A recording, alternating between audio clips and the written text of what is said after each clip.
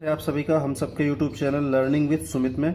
इस चैनल पे हम लोग इंजीनियरिंग मैकेनिक्स पढ़ रहे हैं। आज आप लोगों के लिए एक बहुत ही इम्पोर्टेंट डेरिवेशन लेके आए हैं जो कि बेंडिंग इक्वेशन है। यहाँ पे आपसे कह रहा है derive the bending equation sigma upon y equal to M upon I equal to E by R. तो ये जो sigma upon y equal to upon I equal to E by R है, कभी कभी आपके यूनिवर्सिटी एग्जाम में M upon I पहले लिख देते हैं equal to sigma upon y equal to E by R. तो कैसे भी आपसे पूछता है, फाइनली ये क्या है, बेंडिंग इक्वेशन है और आज हम लोग इसको डिराइव करेंगे बेंडिंग इक्वेशन को। यहाँ पे सिग्मा बेंडिंग स्ट्रेस है और एम जो है ये रजिस्टिव मोमेंट है। एम क्या है, रजिस्टिव मोमेंट या फिर मोमेंट ऑफ रेजिस्टेंस, और ई आप जानते हो यंग्स मॉडुलस है। बाकी वाई, आई और आर, इन सबको हम आपको जब इसको डिराइव करेंगे तो इसके बारे में आपको बताएंगे। वैसे आई आप जानते हो मोमेंट ऑफ इनर्शिया और आर इसमें रेडियस ऑफ कर्वेचर है। ये सब बातें बाद में आपके समझ में आएंगी। पहले यहाँ पे देखिए, तो मैंने लिखा कि कंसीडर अ बीम पार्ट। क्या किया है, यहाँ पे एक बीम पार्ट ले लिया, बीम किसी बीम का एक पार्ट ले लिया। मान लेते हैं ये पार्ट क्या है, A B C and D. A B C D एक बीम का पार्ट है जिसको क्या किया गया, इस पे एक मोमेंट लगा देते हैं।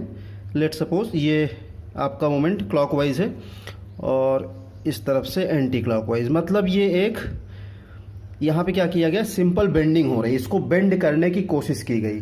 यहाँ पे बेंडिंग मोमेंट लगा के इसको क्या किया गया, बेंड करने का कोशिश किया गया। तो जब बेंड किया गया तो बेंड होने के बाद ये कुछ इस तरह से हो गया है। बेंड होने के बाद ये कुछ इस तरह से हो गया। जो पॉइंट आपका सी था, ये सी डैश इसको लिखता हूँ, डी को मैं लिखता हूँ डी डैश, और ये आपका ए डैश और बी डैश। ये बिफोर बेंडिंग है, ये आफ्टर बेंडिंग है। अब हम लोग क्या करेंगे, हम इसमें एक पार्ट, एक सेक्शन कट कर लेते हैं। इस पार्ट में मान लेते हैं एक सेक्शन ये है, यहाँ पे इतनी बड़ी बीम कट कर लिया। इस बीम में जो सबसे सेंटर पे लाइन है बीच में, ये इस लाइन को मैं लिख देता हूँ। मैं ये मान लेता हूँ कि ये लाइन हमारा क्या है, पी क्यू। इसको मैंने नाम दे दिया पी क्यू। ये ऐसी लाइन है जो बिल्कुल बीच में है, सेंटर में है। और इसके नीचे पी क्यू से y distance below y distance, मैं यहाँ पे एक स्ट्रिप कट करता हूँ। पी क्यू के नीचे एक स्ट्रिप कट करता हूँ और इस स्ट्रिप को नाम दे देते हैं, ये स्ट्रिप कट कर लिया जिसकी थिकनेस मान लेते हैं डी वाई है, बहुत ही स्मॉल थिकनेस है। ये इस स्ट्रिप को नाम दे देता हूँ एम एन। और ये जो डिस्टेंस है पी क्यू से एम एन की, ये मान लेते हैं कितना है, वाई। तो पी क्यू से वाई डिस्टेंस पे एक स्ट्रिप एम एन लिया। अब देखते हैं कि इन स्ट्रिप्स पे क्या इफेक्ट पड़ता है आफ्टर बेंडिंग। अभी क्या है, अभी हमारा पी क्यू जो है, अभी प्रेजेंट में हमारा ये जो पी क्यू है, लेंथ ऑफ पी क्यू, ये इक्वल टू क्या है, एम एन। हमारी स्ट्रिप की भी लेंथ उतनी ही है जितनी लेंथ पी क्यू की है, और पी क्यू कहाँ पे लिया है, सेंटर पे लिया है। ठीक है, तो अब इसको बेंड किए। तो बेंड करने के बाद ये मान लेते हैं इसका न्यूट्रल एक्सिस है। अगर आपने न्यूट्रल एक्सिस और न्यूट्रल लेयर का वीडियो नहीं देखा है तो डिस्क्रिप्शन में लिंक है, आप वहाँ से क्लिक करके देख लीजिए। ये जो एक्सिस है ये न्यूट्रल एक्सिस है इस क्रॉस सेक्शन पे, और यहाँ जो लेयर फॉर्म होगी ये न्यूट्रल लेयर है। तो ये जो आपका न्यूट्रल लेयर है, ये ऐसी लेयर है जहाँ पे ना तो टेंशन होता है और ना ही कंप्रेशन होता है। तो फिलहाल अभी हम इसकी बात कर रहे हैं, जो यहाँ पे एक स्ट्रिप हम लोगों ने कट किया था, इस स्ट्रिप की बात कर लेते हैं। तो ये बेंड होने के बाद कुछ हमारा इस टाइप से ये मान लेते हैं बेंड हुआ है। तो ये हमारा पॉइंट है जो पी क्यू था, इसको हम लिख रहे हैं पी डैश और इसको लिख रहे हैं क्यू डैश। पी क्यू को लिखा बेंड होने के बाद पी डैश क्यू डैश, और यहाँ से वाई डिस्टेंस पे हमारी जो स्ट्रिप थी, यहाँ से वाई डिस्टेंस पे मैं इसको थोड़ा डिफरेंट कलर यूज कर लेता हूँ। यही सबसे इम्पोर्टेंट है समझना आपके लिए। जब इसको आप समझ जाओगे तो फिर कोई दिक्कत आपको नहीं होगी। ये हमारी वो स्ट्रिप है जो हम लोगों ने लिया था y distance below from P Q. तो अब बेंड होने के बाद मैं इसको लिख रहा हूँ एम डैश एन डैश। यहाँ पे क्या लिखा था, एम एन। तो एम एन हमारा बेंड होने के बाद क्या हो गया, एम डैश एन डैश हो गया। और इसको मैं डार्क कर देता हूँ, ये हमारी पी डैश क्यू डैश है बेंड होने के बाद। तो आप जानते हो जो न्यूट्रल लेयर होता है, इस लेयर पे ना तो टेंसाइल स्ट्रेस होता है और ना ही कंप्रेसिव स्ट्रेस होता है यहाँ पे। तो इसकी लेंथ जो होती है ये बिफोर बेंडिंग और आफ्टर बेंडिंग सेम रहती है, यानी इसकी लेंथ में कोई चेंज नहीं होता है। यहाँ पे टेंसाइल फोर्स कंप्रेसिव फोर्स दोनों जीरो। एक्चुअल में हमारा जो सबसे ऊपर वाला पार्ट है इसमें कैसा फोर्स होगा, कंप्रेसिव, ये कंप्रेसिव रीजन है। और जो नीचे है, नीचे का हमारा जो पोर्शन है, एक मिनट इसके एरो को मैं चेंज करता हूँ, कंप्रेसिव को ऐसे, इस एंड को ये कंप्रेस कर रहा है, इस एंड को ये। और यहाँ पे जो हमारा नीचे है सबसे बॉटम पे, ये लेयर कैसे है, टेंसाइल। तो ऊपर कंप्रेसिव रीजन है और नीचे टेंसाइल रीजन है। लेकिन जैसे जैसे इस टेंसाइल रीजन से ऊपर की तरफ जाते हैं न्यूट्रल एक्सिस की तरफ, हमारा टेंशन कम होता जाता है। कम होते होते यहाँ पे टेंशन और कंप्रेशन दोनों जीरो होता है, और फिर इसके ऊपर जब जाते हैं तो कंप्रेशन स्टार्ट हो जाता है, यानी लेयर की लेंथ छोटी होना शुरू हो जाती है। इसके नीचे की जो लेयर है वो इलोंगेट होती है, उसकी लेंथ बढ़ती है, ऊपर की लेंथ इसके कम होती है। लेकिन ये जो पी डैश क्यू डैश है ये बिफोर बेंडिंग और आफ्टर बेंडिंग सेम है, यानी बेंडिंग के बाद भी हमारा जो पी डैश क्यू डैश है वो किसके इक्वल है, इस एम एन के ही इक्वल है। यानी पी डैश क्यू डैश हमारा किसके इक्वल है, एम एन, या फिर कह सकते हो पी क्यू के ही इक्वल है आफ्टर बेंडिंग भी। ऐसा इसलिए क्योंकि ये आपका न्यूट्रल लेयर है और क्रॉस सेक्शन पे जो एक्सिस होता है वो न्यूट्रल एक्सिस है। तो ये कल मैंने न्यूट्रल लेयर और न्यूट्रल एक्सिस आपको बताया था, वो वीडियो जरूर देख लीजिएगा तो आपके ज़्यादा समझ में आएगा। अच्छा, अब हम ये मान लेते हैं कि ये जो हमारा बेंड हुआ है इसका जो रेडियस ऑफ कर्वेचर है, इसका सेंटर, मैं इसका सेंटर देखता हूँ, मान लेते हैं इसका सेंटर यहाँ पे है, ये इसको ओ से डिनोट कर रहा हूँ। तो हमारी जो न्यूट्रल लेयर है, इस न्यूट्रल लेयर का जो रेडियस ऑफ कर्वेचर होगा वो हम मान लेते हैं कितना है, आर। मतलब न्यूट्रल लेयर से हमारा जो रेडियस ऑफ कर्वेचर है वो कितना है, आर है।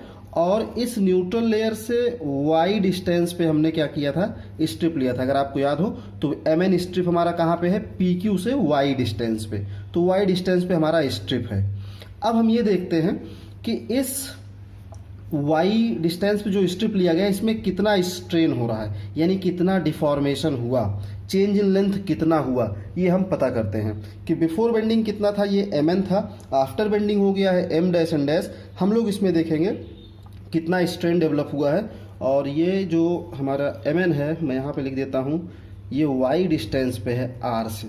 आर से कितना डिस्टेंस हो जाएगा, वाई डिस्टेंस पे। आप चाहो तो यहाँ इसी फिगर में बना सकते हो, यहाँ पे भी दिखा सकते हो, समझाने की कोशिश कर रहा हूँ। ये मान लेता हूँ एंगल कितना है, इसका जो एंगल ये बन रहा है ये मान लेता हूँ थीटा है।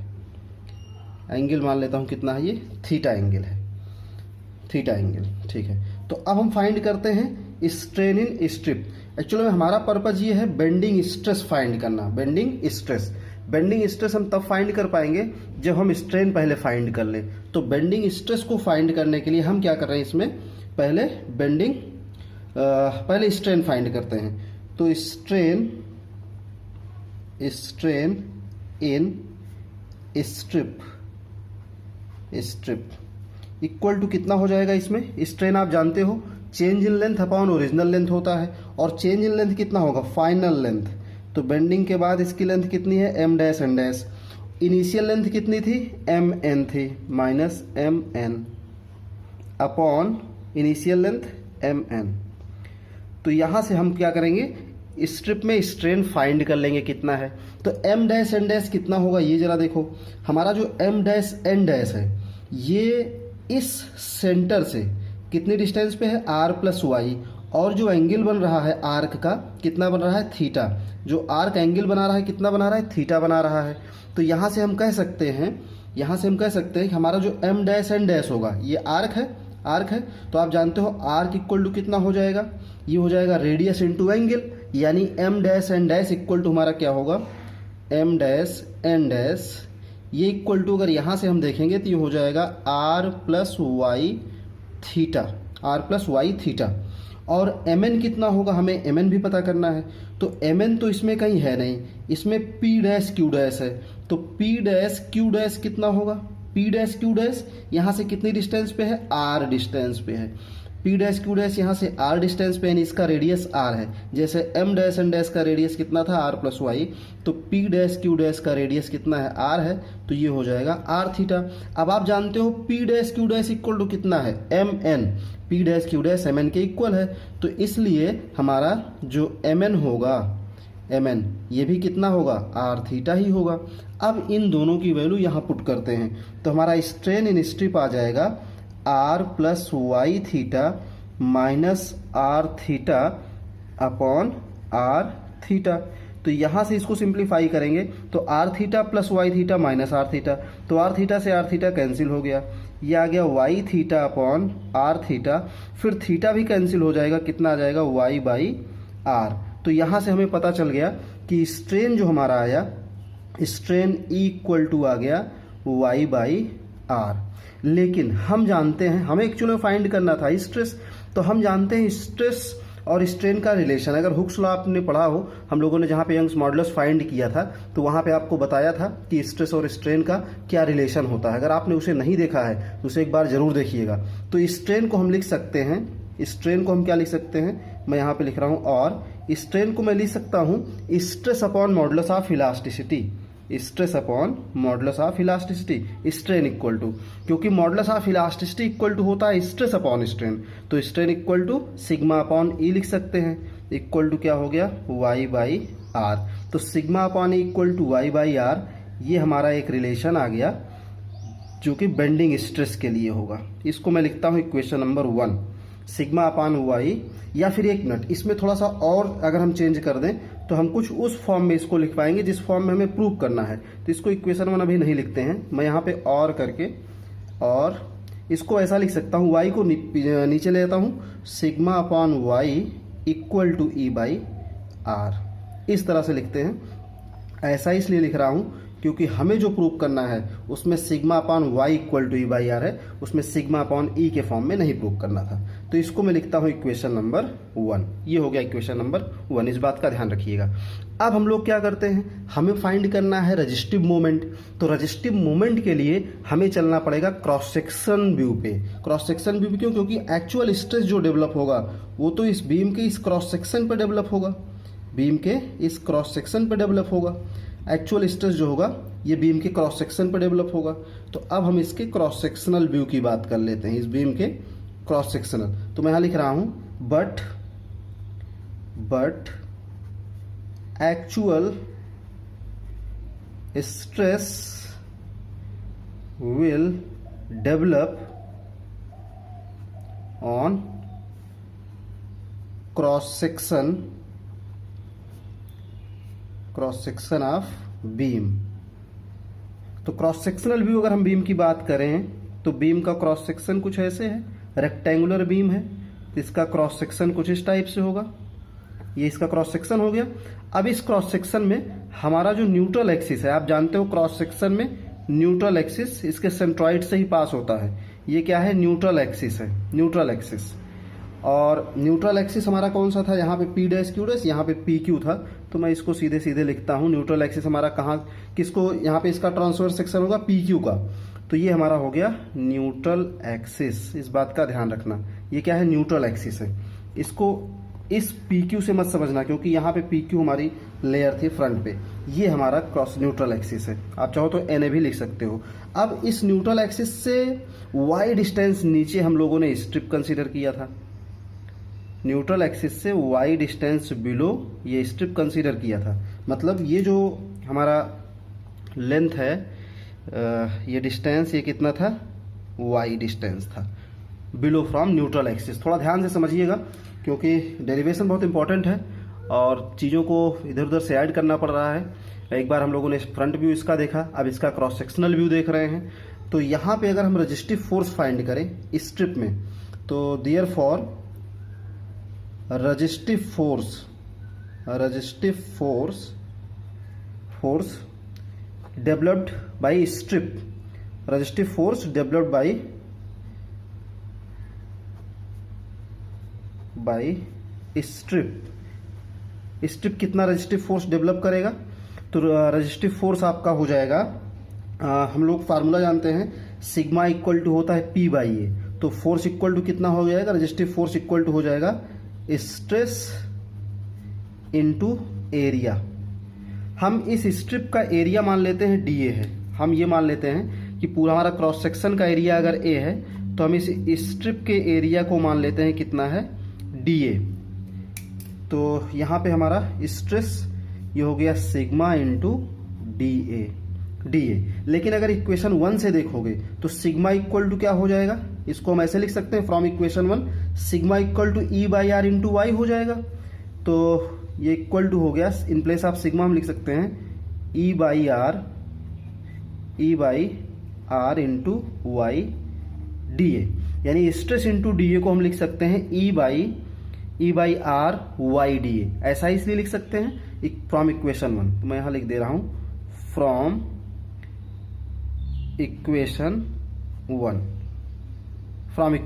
इक्वेशन 1 से ऐसा हम लिख सकते हैं। तो ये तो हो गया रजिस्टिव फोर्स। तो अब हम यहां से कह सकते हैं देयर फॉर रजिस्टिव मोमेंट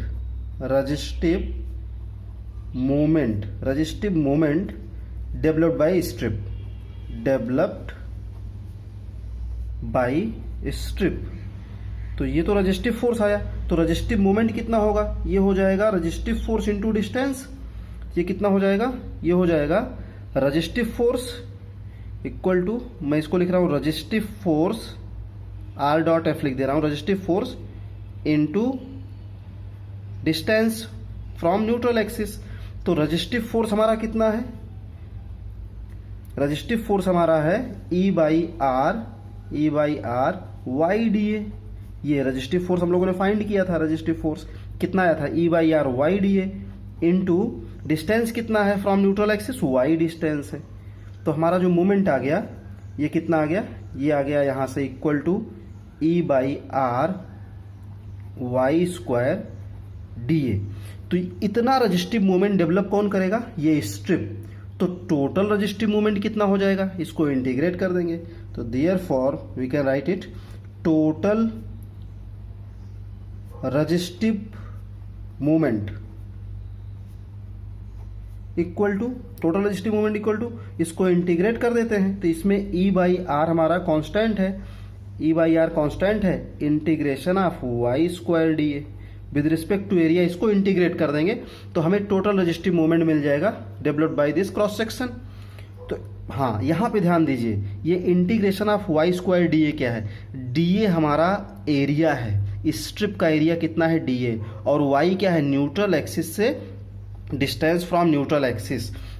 तो सेकेंड मोमेंट ऑफ एरिया को हम लोग कहते हैं मोमेंट ऑफ इनर्शिया। तो इसको हम क्या लिख सकते हैं, इसको हम लिख सकते हैं और total resistive moment m equal to E by R into integration of Y square dA को, integration of Y square dA को हम लिख सकते हैं आई। क्यों, क्योंकि ये सेकेंड मोमेंट ऑफ एरिया है, मैं यहां लिख दे रहा हूं since integration of Y square DA equal to I as second moment of area. तो हमारा इंटीग्रेशन ऑफ वाई स्क्वायर डीए क्या है, आई है। तो या फिर यहां से हमारी जो इक्वेशन है हम इसको लिख सकते हैं और m upon I is equals E by R, m upon I equal to E by R. ये आ गया हमारा इक्वेशन नंबर 2 आ गया। अब हम लोग कह सकते हैं कि from equation first and second, from equation first and second दोनों को कंबाइन करते हैं, फर्स्ट और सेकेंड को। तो फर्स्ट से आया था sigma upon Y equal to E by R, और सेकेंड से आ गया m upon I equal to E by R, यानी सिग्मा अपॉन वाई और m अपॉन आई भी इक्वल होंगे, सिग्मा अपॉन वाई और m अपॉन आई ये दोनों भी आपस में इक्वल होंगे, क्योंकि दोनों किसके इक्वल हैं, ई बाई आर के इक्वल हैं। तो ये हमारा आ गया बेंडिंग इक्वेशन। देखिए यहाँ पे स्पेस कम था तो मैंने यहाँ सिग्मा इंटू डी ए के बाद E by R y d A यहाँ पे लिख दिया है। ऐसे ही जहाँ भी मुझे जैसा कम ज़्यादा स्पेस लगा उसके अकॉर्डिंग एडजस्ट करने की कोशिश किया है। आप लोग इसको जब कॉपी में नोट करिएगा तो सिस्टमेटिक एक लाइन के बाद दूसरी लाइन, जैसे E by R y d A है तो ये इसके नीचे लिखिएगा, ये वाला टर्म फिर इसके नीचे लिखिएगा, तो ज़्यादा क्लियर रहेगा। स्टेप बाय स्टेप आप काम करिएगा। तो ये हमारा बेंडिंग इक्वेशन आ गया, sigma upon Y equal to M upon I equal to E by R. यहाँ पे एब्रिविएशंस को लिख देते हैं। यहाँ पे हमारा एम क्या है, यहाँ पे मैं लिख रहा हूँ where M equal to moment of resistance. M is what, moment of resistance. M हमारा है moment of resistance, moment of resistance है। और इसमें आई क्या है, आई आप जानते हो, ये moment of inertia about neutral axis. ध्यान देना, moment of inertia about neutral axis है आई। और सिग्मा क्या है, सिग्मा आप जानते हो, मैं यहाँ पे लिख रहा हूँ, सिग्मा हमारा क्या है, बेंडिंग स्ट्रेस है, बेंडिंग स्ट्रेस है। यहाँ पे सिग्मा क्या है, सिग्मा इज बेंडिंग स्ट्रेस। कभी कोई इसको सिग्मा सफिक्स बी से भी डिनोट कर देते हैं, सिग्मा सफिक्स बी से भी डिनोट कर देते हैं। तो sigma suffix b upon Y equal to upon I equal to E बार लिखा रहेगा, तब भी आप ऐसे ही प्रूव करिएगा। सिग्मा सफिक्स बी हमारा किसको रिप्रेजेंट करेगा, बेंडिंग स्ट्रेस को। और ई आपको पता है, ई क्या है, Young's modulus, Young's modulus, Young's modulus. और R, R equal to radius of curvature, R equal to radius of curvature, radius of curvature. ये जो आपके बेंड होने के बाद ये जो आर्क बन रहे थे, इन आर का क्या है, रेडियस है ये आपका कैपिटल आर। और वाई क्या है, distance from neutral axis, distance of strip from neutral axis. तो और ई आपको बता ही चुका हूँ। तो उम्मीद करता हूँ कि बेंडिंग इक्वेशन आपके समझ में आया होगा। अगर नहीं समझ में आया होगा, आप वीडियो को एक बार फिर से देखिएगा। वीडियो आप बार बार देखिए, जहाँ प्रॉब्लम है वीडियो को पॉज करिए, समझिए, क्योंकि बहुत ही इंपॉर्टेंट डेरिवेशन है ये आपके लिए बेंडिंग इक्वेशन। आगे जो भी वीडियोस हम लोग लेके आएंगे उस पर कुछ न्यूमेरिकल्स की प्रैक्टिस करेंगे। Thank you.